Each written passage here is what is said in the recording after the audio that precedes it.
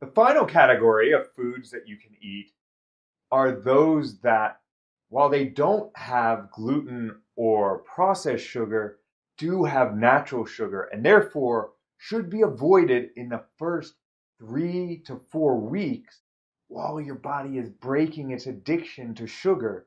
And then after that time, you can add them back in small amounts of roughly 2 or 3 servings per day. Now, because these foods do have sugar, it's much better to eat them for breakfast or for lunch so your body has the time to burn off the energy from that sugar in those foods. Now, if you work out, on days that you work out, you can add an extra serving, especially on cardio days, before your workout. Now, let's talk about each category of these foods. Fruits have a lot of sugar. Now, it's a different type of sugar than the sugar that you find in ice cream or sweets. And Jasper will talk a bit later about those differences. But regardless, it still spurs the addiction if you have it early on. It still keeps your body addicted to sugar, which is why we need to avoid it for the first 3 to 4 weeks.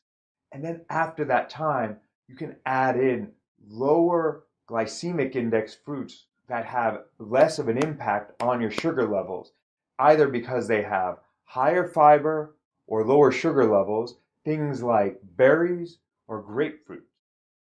The next category are complex carbs. They include starchy vegetables. Remember, I talked about fibrous vegetables. Starchy vegetables include things like peas or sweet potatoes that have a much higher sugar content, as well as whole grains are the next category that are within complex carbs. These are whole grains without gluten, things like quinoa and brown rice.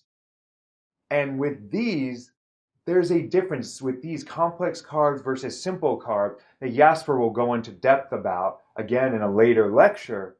But what you should know is that the energy, the sugar that's in these carbs does not spike your insulin levels in the same way or spike your energy levels and crash. Because of the fiber content, the energy is released in a more gradual manner. So you get sustained energy throughout your day.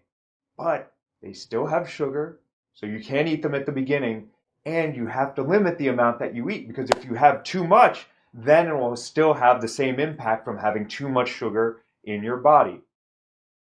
So, if you have more questions right now about this, you want to learn more, you can jump straight to the sections that cover complex versus simple carbs and glycemic index. If not, we're going to move on now to specific meal ideas by each type of meal during the day for you to eat at home.